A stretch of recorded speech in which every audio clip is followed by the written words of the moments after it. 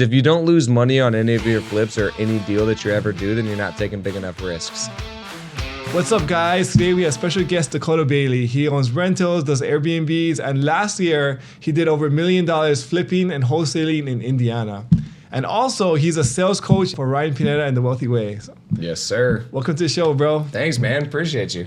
It's super excited. I mean, you're crushing it in real estate, but also like as a coach and as a salesperson, I feel like you have a real gift, and like our team uses your stuff. And so I think later on we'd love to like dive into like your thought process and like the whole sales process, because I think that's really interesting. For sure. It's such a huge part of just a real estate investing in general, right? But Yep. I love sales, so yeah, I would definitely love to talk about that. So I guess before that, how did you get, what were you doing before real estate, and how did you kind of get started? Yeah, so before real estate, I started off in car sales. Okay. And so I was in car sales for about 6 years, but I was in car sales for about 4 until I really started taking off. So I actually ended up salesperson of the year for 4 years in a row. Wow, so I did really well in sales because I was just working so hard, and I was reading every book I possibly could. On sales. Yeah, on sales, and then it ends up that sales and self-development kind of mix in between. So like How to Win Friends and Influence People. Have you read that? Yeah, by what's his face? Dale Carnegie. Yeah. Love that book. Yeah, so that one is like a mixture between self-help but then also sales. And so a lot of them kind of get mixed in between each other. Yeah. And so I just started reading books, which is kind of funny because that was never my background in high school. They used to force you to read books, and I never read anything. And then after I get out, they're like, I'm reading all these books because it's what I want to learn about. I feel like it's something to that, because even for myself, whenever there's like a goal involved, then you kind of like do whatever it takes to get to that goal. And so like when I first started investing in real estate, I was like, I read Rich Dad Poor Dad, the book changed my life, and I was like so hungry. I just want to consume and read anything that I could get my hands on. When normally I'm not a big reader, but like just because I was so like enamored with that goal, I was like, boom, it turned me into like a reader. 100%. Same thing happened for me. So I read How to Win Friends and Influence People was a big one for sales, and then I also read Think and Grow Rich. That was actually the first one that I ever read. Right? Yeah. So I asked the top sales guy, I'm like, what do I need to do in order to be successful here? Because I came from physical labor. He's like, read this book. And it was Think and Grow Rich. He told you to do some kind of weird stuff where you're like writing goals down, talking affirmations in the mirror. And I'm like, all right, I'm just going to do it because what do I know? And so I was willing to put in the hard work too. So anyway, all of that transitioned to real estate from the same book, Rich Dad Poor Dad. My business partner, he was in college at the time, and he just read the book. And he's like, dude, you should read this one. I'm like... I mean, I'm reading a lot of other self-development books, so I read that one, and it changed my perspective because I thought a lot of similar things as Robert Kiyosaki, honestly. Yeah. Like where school taught me to like, okay, it's a right and wrong, and like, I thought that I didn't like to learn, but actually I love to learn. And so... You like checking boxes and taking tests and memorizing things, right? So, I was not good at memorizing. Dude, I'll tell you a funny story about memorizing stuff. I used to work at the YMCA, and I played memory with like 7-year-olds. And they would beat me. That's how bad my memory is, dude. It's crazy. I'm like, how do I not remember where these things were? But they remembered better than I did. That's funny. School, it's funny because I still did okay in school. I still got A's and B's mostly. Sometimes I get an occasional C that I would negotiate the teachers back up to a B- just so I could keep it. So sales, I feel like you're a sales guy just from just since you were a kid, it sounds like. It's funny because when I first got into sales, I wasn't a closer, but I was still good at asking. Like, I'm going to ask for it. And that's really what sales comes down to is just ask. Just ask the questions and see what happens. And when they say no, you got to find another way to ask the same question in order to not make them mad. So I would say that I was a natural by talking to people, but I wasn't a natural closer. That was a skill that I learned and developed later. So you have the intrinsic ability to just connect with people and just communicate well. Yep. But then there's the specific skill set of like how to like close a sale, which requires a few like steps or some insight and some practice maybe for that specific kind of skill set. 100%. Yep, that's what I found, and I did not have that skill set when I first started. So 2 years into the car salesman job, you slowly start to develop like the skill set of selling. Yep. And then by year 3, you're just crushing it.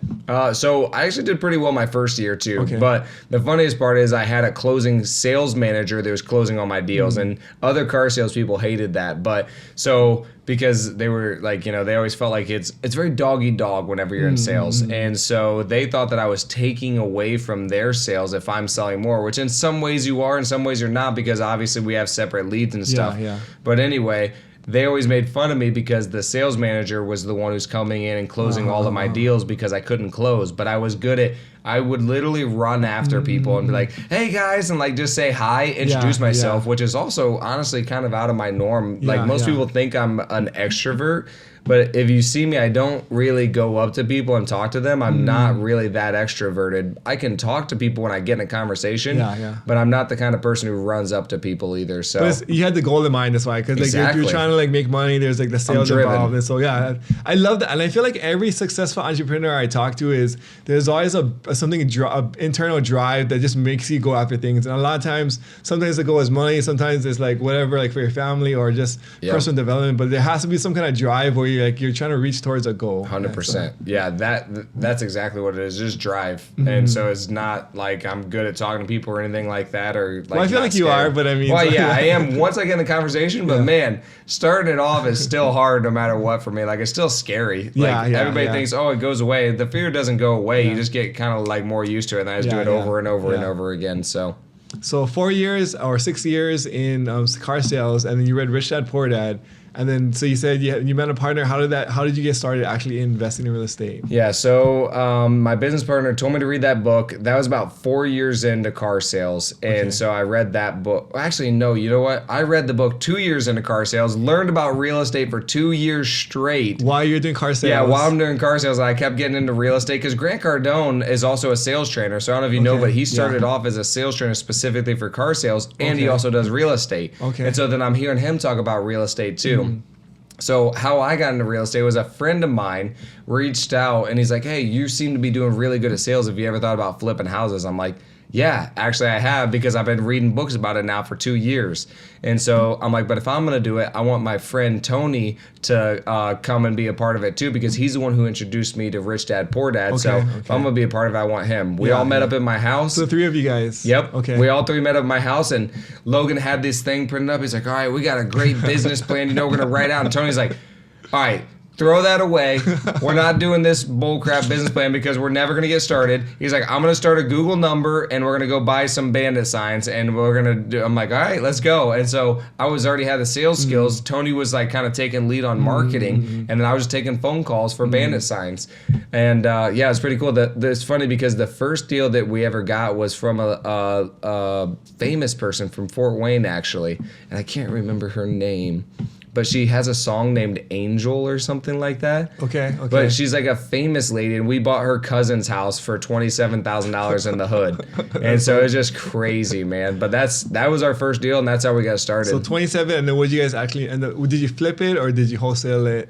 Yeah, it was a long process. So we were all supposed to put in $9,000 each.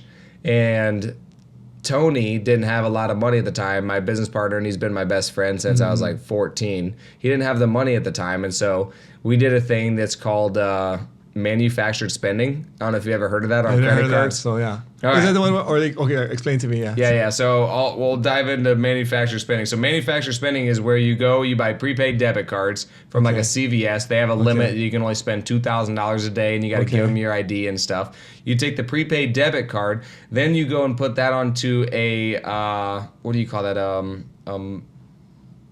Man, what do you call those things? Money. Visa? No, you put, like, whenever you're going to pay your bills and you go into like transfer? Kroger, you're going into Kroger and you're like writing them out of money. What do you call those things now? Do you know what you call those? No, I'm trying to think about it too.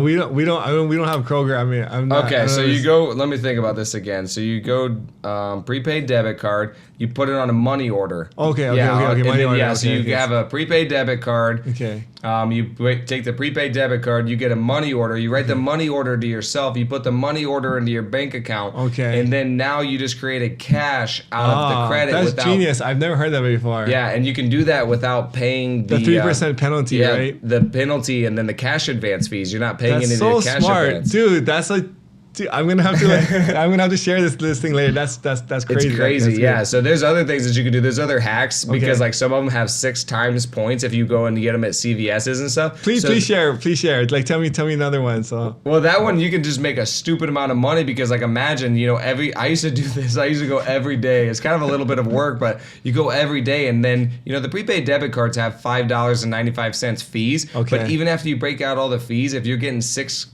times cash back, you're still gonna make about $80 every time you do it. It takes you about 30 minutes. So I'm like, dang, dude, I'm making like that's $160 an hour. I'm like, this is pretty good. And like it's just kind of fun. And so anyway, we did that. So that was the strategy in order to get Tony into the first deal. Like, okay, hey Tony, I know you don't have the $9,000, but you can do manufacturer spending in order to do it. Use your credit and then get in the deal. So he did it for $2,000. He did it one time. He started freaking out. He's like, I can't do it, guys. I'm out. He almost got out of the company, and he was like asking to get out. And I was like, I texted him individually because he texted in the group chat with me and the other partner and said, hey, guys, I'm scared. I don't want to do it anymore.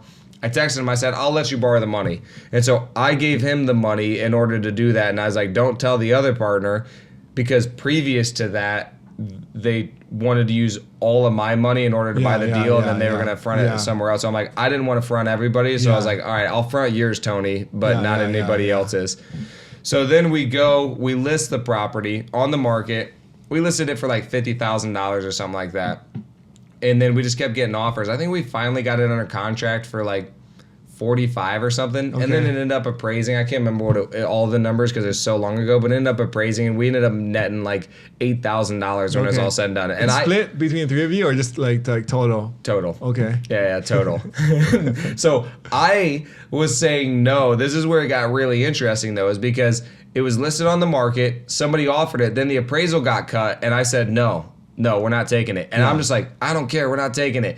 But then the other partner didn't know that I had the majority of the money in, and Tony also wanted to get out of it, and so those two were kind of like wanting to get out of it. So it was a 2 to 3 kind of vote then. Yes, but they didn't realize that I'm the one who has the majority of the money in it, and I can't just be like, hey guys, I got the majority of the money because otherwise. So it was an interesting position, and then they were like, dude, let's just get a small win and move on. I'm like, you're right, let's get a small win. And so I was like, let's just sell it. So we made like $8,000 on our first deal. I mean, still, it's proof of concept, right? And like, exactly. Put some money into the marketing machine or whatever it is, but like that's a great way to just kind of like we got started and then now we're off to the races. Yep. So that was our first deal. Awesome. So after that deal, are you guys still partners today, the 3 of you? No. So we bought him out pretty early. Which guy did you buy out? His name is Logan. Okay. So our company is LTD Property Group. That was Logan, Tony, and Dakota. Now I call it Living the Dream. Okay, I love it. Yep. But so we bought him out pretty early. So after that first deal, we bought 3 more rental properties after that. Logan started playing a lot more video games. He's making good money. He's making like $150K a year playing Fortnite. Oh, that's crazy. Okay. So he kind of like got really busy with that. So we just bought him out. Okay. So now it's just the 2 of you, you and Tony. Yep, exactly. Okay. And then so how did you that was that transition from like that first deal to like now making like $1 million a year in like just flipping the wholesaling? Man, that transition. First of all, how long did it take? And then what did it look like?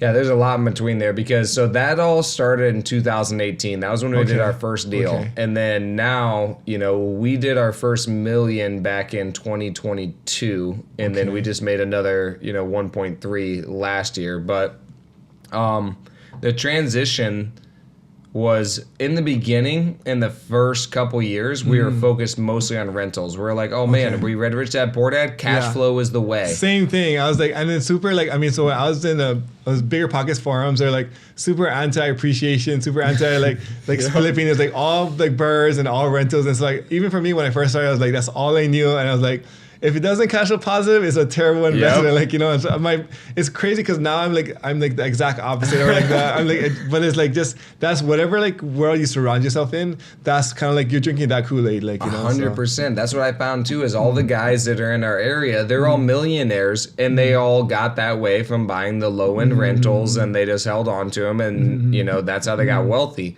And then So that was how we first started too. Is like that was our sphere of influence, you know. Yeah. And so it got us to the point of where we got to. So I'm thankful for that. So we got up to right around like 20 rentals. We were using my income in to order qualify for the loan in the back end. Exactly. Yeah, to qualify for the loans, and then also I had like a home equity line of credit. So we were working with like I had like 30 grand saved up, and I had like 40 on a home equity line of credit. And so we just recycled the money. I'd lend to the company because I wanted my business partner and I to stay 50-50 partners the whole time. And so I'd lend the company money. They pay me back interest on the back end, and then refinance out with the bank.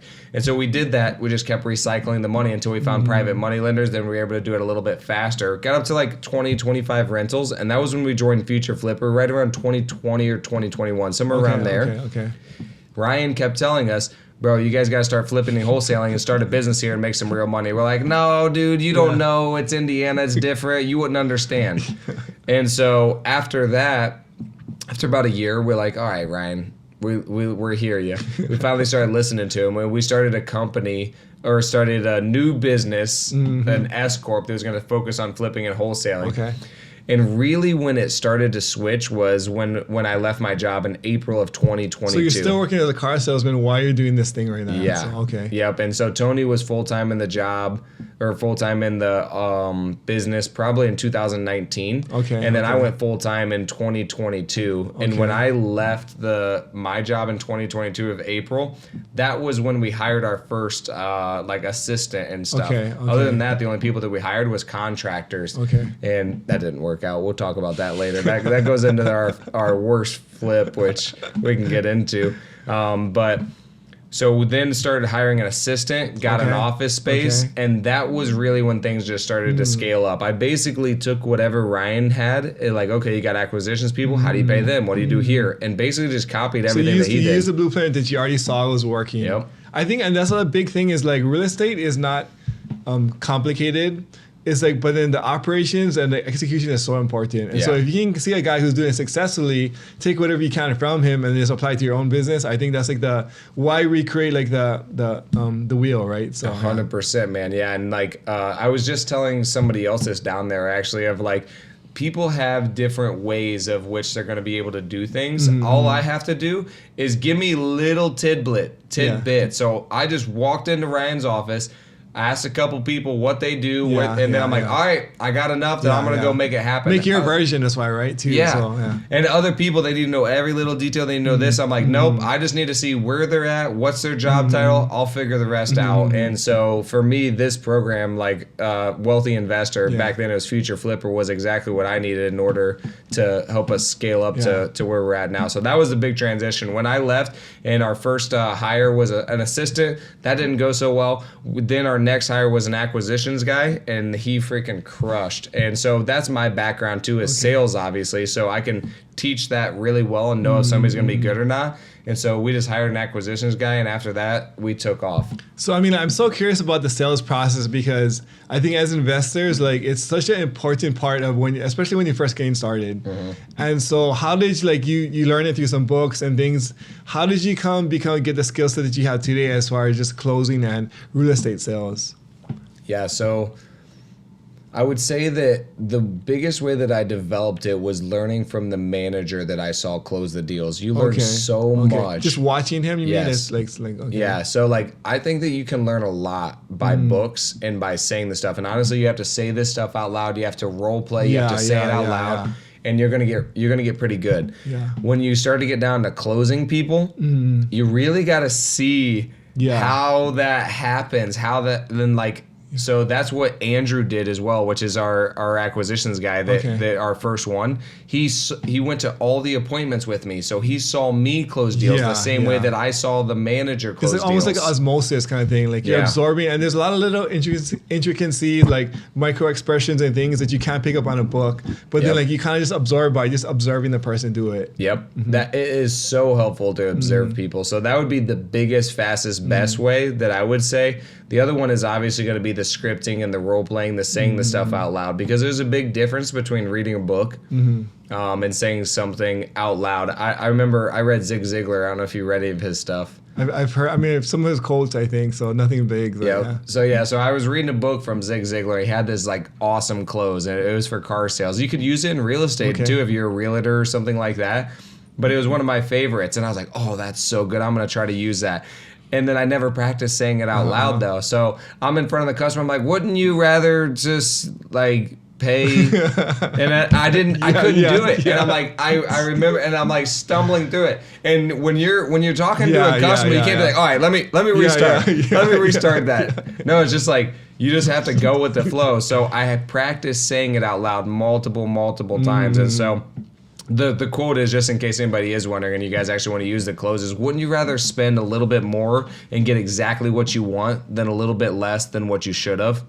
And so what the point of that is like spend a little bit more, get the car or the house that has a little bit more of the features, because what happens is you actually end up staying with that vehicle for longer because you're not trading. And I've seen a lot of people that trade their cars in because they didn't get what they wanted. But anyway, that close was a game changer for me, and saying it out loud over and over and over. You feel really stupid, honestly, but you just have to do it. Like Grant Cardone has a thing where he says it and he pauses and you say it out loud. Then it says it, then you say it out loud, and then it just wires it in your brain. The thing too, I think, is like, especially with scripting, is a lot of people think like if you say a script or something, you're gonna be robotic. But the thing is, like, you have to like memorize the script so well so it's ingrained, and then you can ad lib off it, right? Exactly. So it comes off, the more that you like ingrain it, the more natural it's gonna become. And so it is a script, but it's a script so you can go off the script. That's like the whole kind of like the purpose of a script almost. 100%. Yeah, and you want to practice it so much that it doesn't sound like a script. It shouldn't be a script anymore. Now it's not even a script anymore for me. It's just the way that I talk. It's the way that I think. It's the way that I talk now. Like it's rewiring like the circuits in your brain almost on like how you're trying to. It's not even like you're not even like thinking of it consciously. It's almost a subconscious kind of thing. Exactly, and that is exactly what I always tell people that you have to do in sales. You have to get it to a subconscious level, because when you're thinking about what do I say next, what do I do here, you can't evaluate the deal. You can't be into a conversation with a person and actually have an actual conversation, because you're thinking about what you need to say next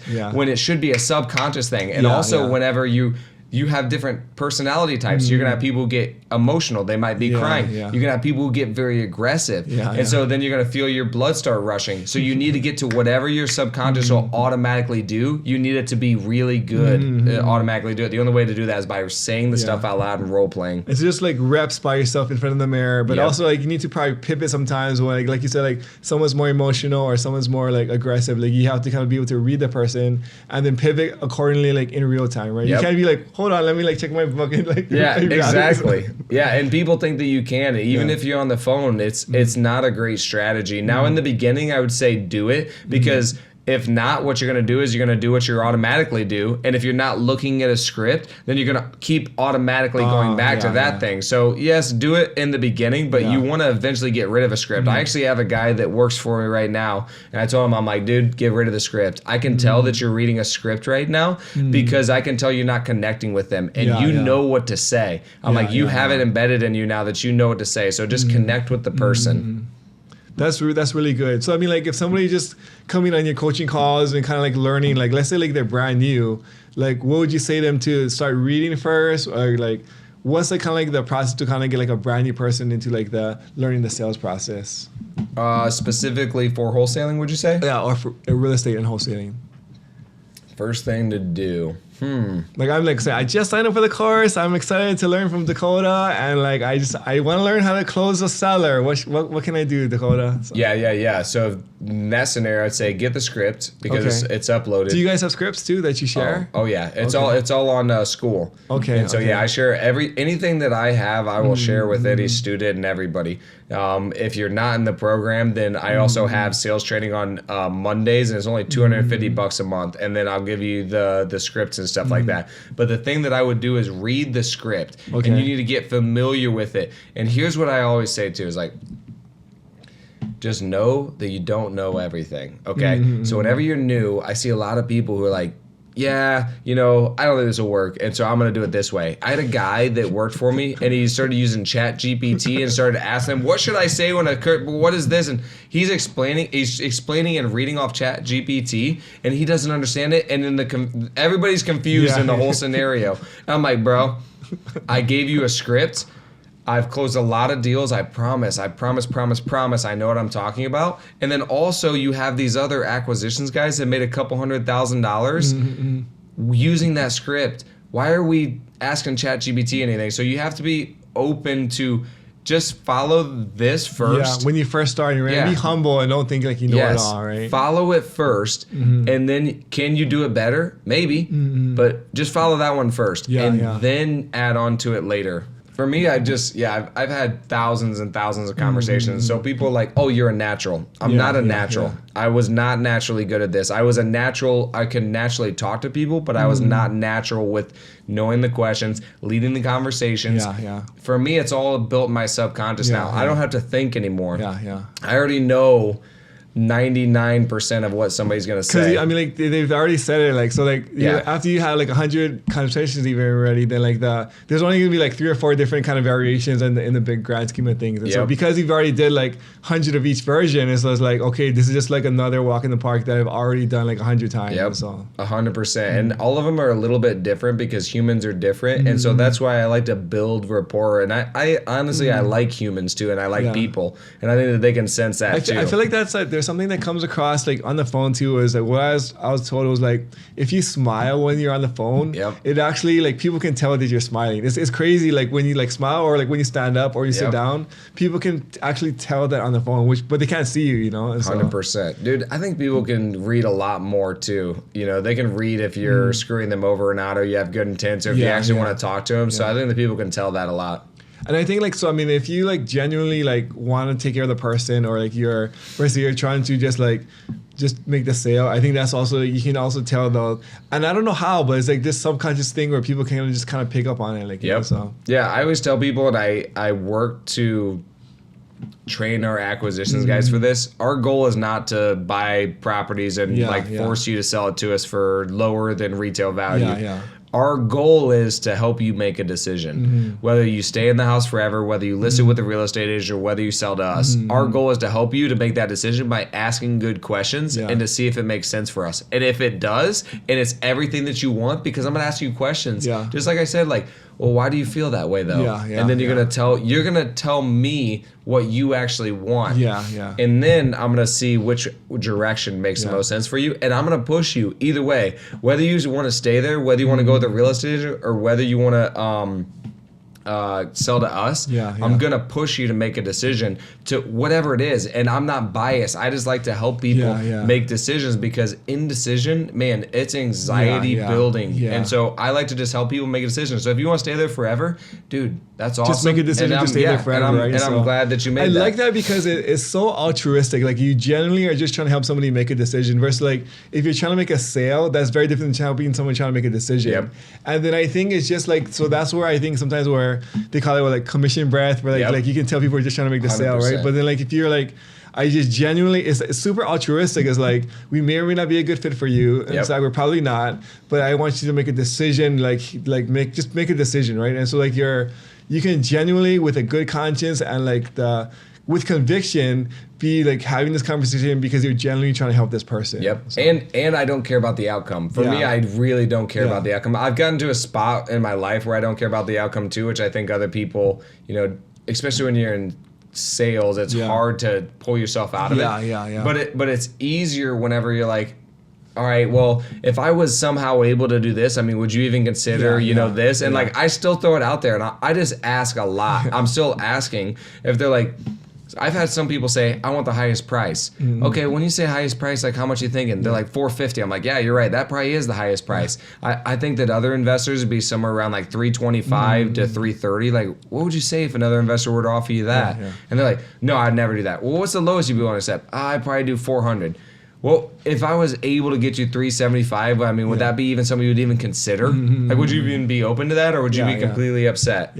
Well, maybe I do that. All right, well, how about this? Let's see what we, you know what I mean? I'm just asking questions in order to see if it makes sense. And then if not, hey, no worries at all, man. Like, I hope you figure it out. I hope you have a good day. And if anything changes, let me know. So, I mean, like, another thing, too, about this negotiation is that it's crazy, but, like, the person who needs it the most has the most leverage. And so I think a lot of times, and so I think I got very lucky when I started where, like, I was in a good place financially before I started making some of these deals. And so I didn't feel like the pressure to like make my paycheck or pay my rent, like, you know, but I think a lot of times if you're a new investor and you don't have like cash reserves or like you're just starting out, like you're so like you really need that sale And especially if you don't have enough leads. Yep. So I think the more leads that you have, the more like less pressure is off you, because I'm like, hey, if I'm gonna close like 1 out of like 10, like, but if you only have like 3 leads, you're like, I gotta close one of these 3. It's That's like, what Grant says too. And it's just so, I mean, like, it's just putting more pressure on yourself, but you're like, it's almost like shooting yourself in the foot, because now those 3 leads are gonna feel like the pressure, right? So it's just, there's a whole part of that where like, it's just like, but you're so good at it, and like, you're so calm, and like you genuinely don't care, which is like where you want to be as far as like on the sales process. Yeah. And sometimes it's funny because you can still do it another way. Everybody has different sales skills, sales abilities, and some people joke a lot and they can close deals that way. Some people, like I've seen Steve Trang do some like more takeaway stuff. I'm more like asking for it. So like everybody has their own like style. So there's like RJ Bates, there's Steve Trang, I mean there's you, and there's so many different like styles. They all work, but it's just interesting to kind of see like what the people's like our styles and what they're reasoning for why, like, you know. 100%. But what I was gonna say though is like some people can do that, like that sense of urgency, and then they can do it of like, hey man, like, can you help me out? The puppy dog. Yeah, like, yeah, exactly. The puppy dog. Yeah, to close. Like, hey, man, dude, I'll tell you a funny story. I was in finance one time, and I did not like finance. I got out of finance in a couple weeks because, honestly, in the dealership, there's some shady stuff that happens in finance, and I was like, I'm out. Dude, get me out of this.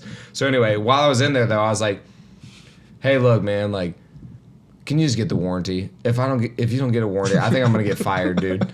I'm serious. And I would just like, and it worked because they felt bad. And so you can use stuff like that. I'm not saying that it's like the best way, but like you can use whatever clothes you got to use. Like I remember Grant says, do whatever works, man. Like you just have to do whatever works at that point. So it's just like, hey man, I think I might get fired. Like honestly, I was not selling very many, so you just have to do whatever you can do. Sometimes you can ask for help if you really do need help too. So. I mean, it's just so interesting. There's just so much psychology behind it, but but it's so important as far as just like especially when you're just starting. I think the skill set to be an investor, just the sales or the marketing and the sales is like the lifeblood of like your flipping or your wholesale business. And so yeah, the hardest part about sales and like real estate investing is like if you're doing both, you're the underwriter and you're the salesperson, which is a very difficult thing because now. Let's just say that your max offer is 500. Yeah. And you got to start at 450. You know you can go up to 500, and you're just starting. It's harder for you to like offer that because it almost feels like, oh, I could offer more. And now you're at this tension in yourself where you're trying to figure out what you can do. And so that's what I found is always the most difficult thing, especially when you're first starting, is you're the underwriter and the actual salesperson. It's using like a different part of your brain, right? Like this is like the logical kind of like, okay, what can I do? And then there's like the connector or like the more emotional rapport building thing. The EQ, and so like just like sometimes you gotta do both because like can I really like come up with that or like but it's like so your brain's kind of like fighting with itself trying to figure it out, right? And like if you really genuinely care about people you want to make it work for them, and so then you're willing to go a little bit more outside of your comfort zone. So what I found and what my suggestion always is whenever you're going to do that with people is throw in contingencies. Hey, you know, like I really should be at 450 for me to feel 100% safe. If you want me to come up to 500, I'm willing to do that, but I'm going to need 2 weeks in order to see if I can find a partner. Then you can see if you can wholesale it or do whatever. Or if it's your first deal, I'd recommend, hey, give me 2 weeks in order to find a contractor to come in and actually give me a legit quote because I'm not sure how much it's going to cost. So let me get some quotes first and then I'll see what I can do. Then you could go back and renegotiate if you need to because you left the door open. But you just need to be genuine whenever you're feeling those feelings. I just tell the person what I'm feeling. Hey, I'm really nervous. Like that's a lot more than what I was really hoping. At this number, I feel really comfortable. But if you're asking me to go up, honestly, like I'm a little nervous, and I just share however I'm feeling with them. And then the transparency also helps to like build rapport and also build trust as well too. Right? So like it's a big thing I think is like when they feel like they can trust you. And like you demonstrate like you're trustworthy. It's also more willing. So like people get value from like a lot of different ways. Some of it is like the actual price, but some of it is also the certainty of the close. 100%. I think. And so like if they like you, they have a good experience, and they're guaranteed to close, there's a number for that. So like that versus like just like the highest price. And so I think if you can relay how certain that you are or how much you genuinely care, there's a discount for the house on those levels. 100%. That's so funny that you say certainty and use that word because that's something that was funny because when we first got into this, man, how old was I? So I'm 30 now. It's 2024, 6 years. I would have been 24 years old. I'm 24 years old, going and telling people, all right, yeah, hey, we'll give you 150, 200 grand cash for your house. Yeah. And nobody ever asked me for proof of funds. A 24-year-old, nobody ever asked me because of my certainty. Because you're personalist. You're personal. Like, because the way that I speak and the way that I'm like, all right, hey, here's what we're going to do. We're going to offer you this. And I'm like, I'm ready to go. You can tell that I'm not messing around. Like, I'm not joking. And so, the certainty is huge for people. And so it's crazy how when people are feeling uncertain, that you can actually help them with their certainty. If like, I'm certain this is the best decision for you, then you like can borrow, like it's contagious, right? Exactly. Now it's funny too because like let's say like you like, so it's funny, like one of my friends is like she's like a regular like normal girl, right? And then me and my other buddy were super into Star Wars, and then like but we have such conviction about it. We're like, oh, it's freaking the best, like, you know. And so like it's crazy because over the time where like she spends time with us, like that conviction like transfers over to her. So now she's like, oh, I like Star Wars too. But like, but it's just because like we're so like convicted about it, like that your conviction kind of bleeds over into the other person. 100%. I remember Ed Milet said something that has stuck with me. Exactly what you're saying is like, I'm not trying to convince you to believe what I'm saying. I'm trying to convince you that I believe what I'm saying. Yeah, that's really good. And there's a big difference. So yeah, I thought that was pretty cool. That's so good. I know. I saw another thing to your point is that like I think I was like Alex Hormozy or something. He's just talking about like the value that you bring as like to a product, right? And so I think it was like certainty was one of the things. There's price and there's like the speed of the outcome or something. And then so like when you're trying to buy a house and like you're offering obviously not the highest price, but then you're offering like a speed and then like the speed of outcome and then also certainty of outcome. So his example he gave was like, okay, like let's say like I'm trying to sell like a fitness course or something, right? And like it's like $20 and like it's like a course online or whatever. And so like the speed it's gonna take is gonna be like a long time. And the certainty is like not very certain, but it's dirt cheap, right? But like, it's like, what if I told you like, you just give me like 15 grand and you look down and you'll have 6-pack abs? A lot of people do that. Dude, I'll sign it up tomorrow, 100%. Right? But the thing is like, because you have like the speed and the certainty of outcome is like, it's worth so much more than just the price. So. What book was that? I feel like I read that too. It must, I don't know. It must was that in his offers one? Maybe one. It's probably one of those things. Yeah, I was saying, I remember that analogy too. I'm like, dude, I would 100% do that. I'm like, sign me up, dude. But I mean, it's exactly what you're doing when you're talking to the homeowners, right? Because like you're not offering the highest price, obviously,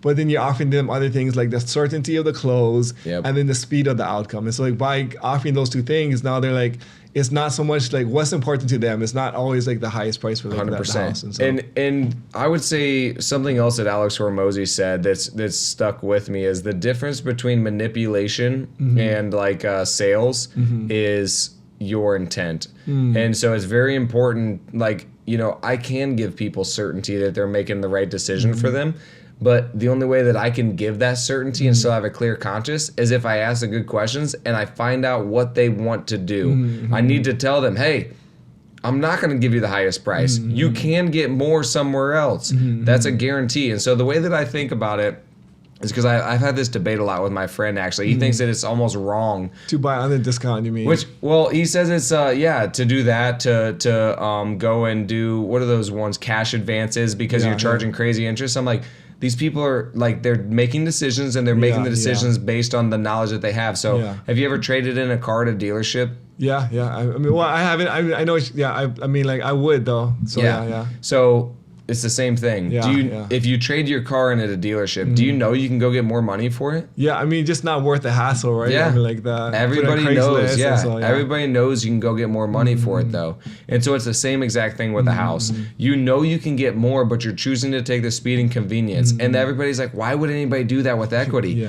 And the funniest thing is if you're a wholesaler, guess what? You're doing the same thing. Based on your scenario, you're giving up free equity for the next person. So I do that. I can understand why other people would do that. So I can have a clear conscience whenever I do that. And I make sure that I ask a person and make sure that they understand and they know what they're doing. They know they can get more. Like, I would say 90% of the people we work with, they already went on Zillow. They know. You know what I mean? They know they get more.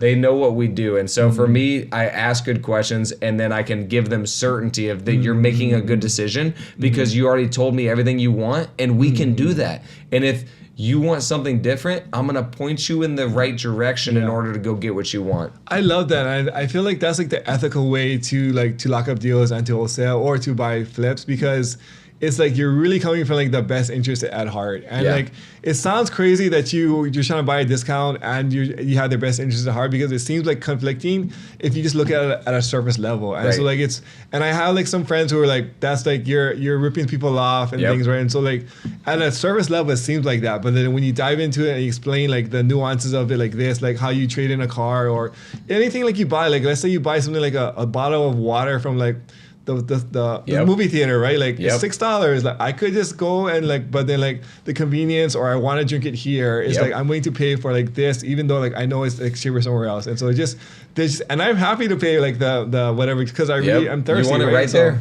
That's what, and that's capitalism in general, right? Like you make the trade and both people are happy, right? So like I want the money more or this price more, and I want the convenience more or whatever the thing is. And so like we're making a trade, and then both people leave happy from the transaction. So, Dude, it's funny that you use that analogy, because I've thought about that one too. I'm like, the same bottle of water is like a different price depending on where you go. So it's such an interesting thing, the way that we view value and ethics. It's an interesting thing. It's crazy because those same. So for me, when I buy a bottle of water at the whatever for $6, I'm like, I'm happy to pay this because I'm like, I understand the business side of it. But my friend's like, dude, it's such a ripoff. Like I would never pay $6. I'm like, dude, aren't you thirsty? Like, isn't it worth $6 for you to like quench your thirst right now? Like, but it's just like they're so hung up on like the principle of it. Like they can't bring themselves to pay out the money, even though it would do them like good or benefit them. Like it's so funny because I think about that same exact thing. I'm like, this is so dumb that I'm doing this, but honestly, I want it so bad right now that I would rather have the water than to like be upset about the money or something. I'm like, dude, I need the water right now. It is crazy. But so I mean, it's so insightful. I mean, like I love like kind of breaking down these things with you, especially as a coach and on the sales process side. But going back to like your story, you said you have like a deal that you guys lost some money on, or we always like to hear fun stories. So so it was an interesting house. So something else that we do for sellers too is a lot of times we can negotiate their liens for them on their behalf.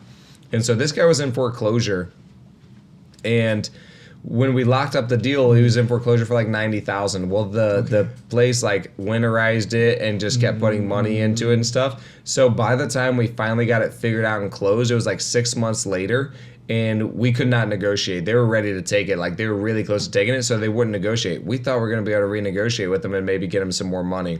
So anyway, long story short, we ended up buying it for $110,000, so another $20,000. Okay. And that was a hard decision too, because another thing that's very difficult for me is like when I give my word to somebody and then like we told them we're gonna get them out of it, but also the price went up $20,000, and so that's what I mean of like the logic versus the underwriting versus the helping people. It's like, dude, sometimes it really does mess with, and you have to really evaluate this stuff.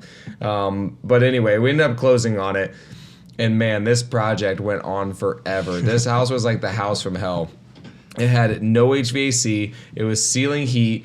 We had to put in like what do you call these things in the hotels? The mini splits. Okay. We had to put in mini splits in every room or every area of the house. So it was just the worst rehab ever. What would the rehab ended up going up to? Oh my gosh, I think it was like, let me think. Okay, so we bought it for $110,000. I think we sold it for $200,000. I think the rehab was $140,000, dude.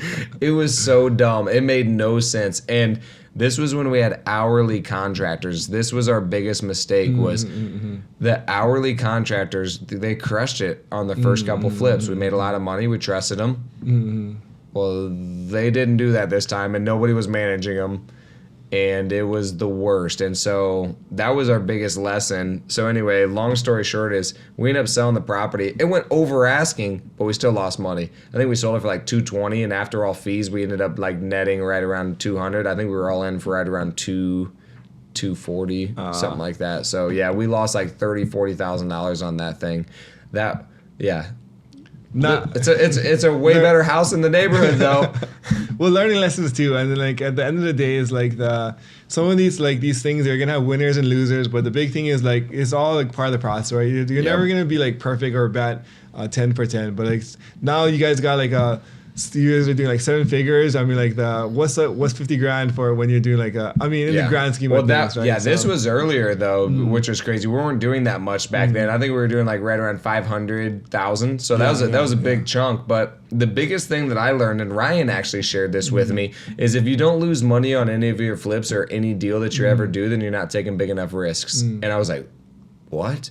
And he's like, yeah, you're missing out on deals that had money there and you said no because you were scared. And so the way that I look at that, this is Ryan speaking, he said, I look at that as though you lost the money because there was an opportunity cost. So while the money didn't physically leave your account, there was an opportunity for you to make the money that you said no to, that you could have had the money in your pocket. And I'm like, that's an interesting perspective. So we just started taking bigger risks. And so then what happens is we make more money overall. We do lose on some, but we make more money overall because we took the risk on all of them. That's a really interesting, like I've never heard someone like explain it like that before. Like because I mean like there was actually a point in our market where it was like the market was stupid, like, you know, in COVID, like everyone was making like 100, 200 grand over asking. People were buying all these bad deals. I was like, that's a terrible deal. They're going to lose money. They made 100 grand after everything was said and done. And I was like, this is stupid because like I just want to jump into the pool of these things, but I'm so scared of like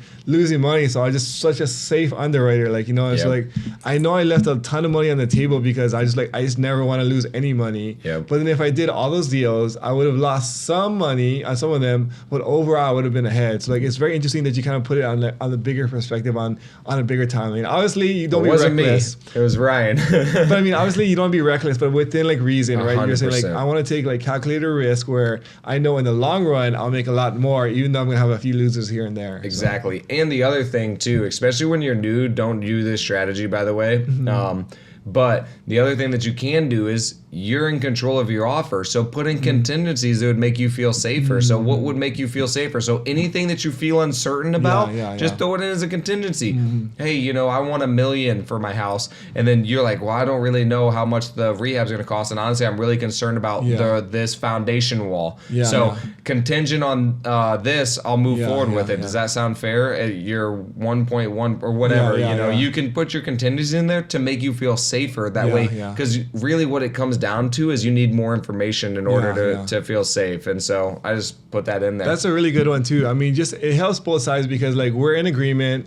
We can't come to agreement for sure today because I don't have enough information, but in principle, if all things are as I think they are, we can make a deal. But but then now we have to just make sure that it's as I think it is. Exactly. Right? I have to make sure exactly because I can't. I usually have. This is what I tell people. Hey, I usually have like some margin for error. You're asking me to go up in price.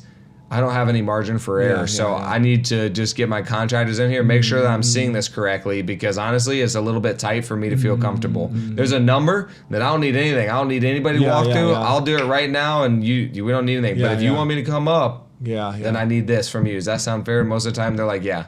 I mean, that's so good. I mean, just the way that you put it too is just like, I mean, just.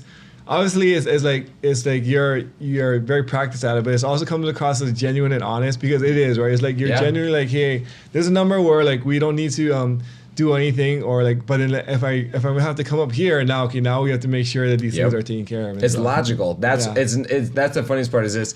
It's genuine because I really feel it, but it's also logical and it makes a lot of sense. And so that's what I was actually explaining to my business partner Taras down in Florida. Of like he was talking to people, you could tell that she knew what wholesaling was and wholesalers. And so she wasn't letting us have any contingencies. But then I bet if I would have spoke to her and explained to her logically, she would have probably been like, she probably still would have let us, even though she knows what wholesaling is. So I don't know. And a lot of too, I mean, it's just like who's explaining it and the way that they explain it, because you can do the same thing like exactly the same way, but with the way one guy sees it or like pitches it is very different than the other guy. Like, 100%. And it's just perspective. Like, and it's like anything in life. Like, let's say you're having like a bad month and one guy's like, okay, it's terrible. My life, like God hates me. I'm having a bad month. The other guy's like, man, this is an opportunity for me to grow and something. So I'm having like the exact same situation. I'm like, God loves me because he's helping me to grow. So it's just the same like situation that you're pitching to like either your sellers or to like the agents. Is just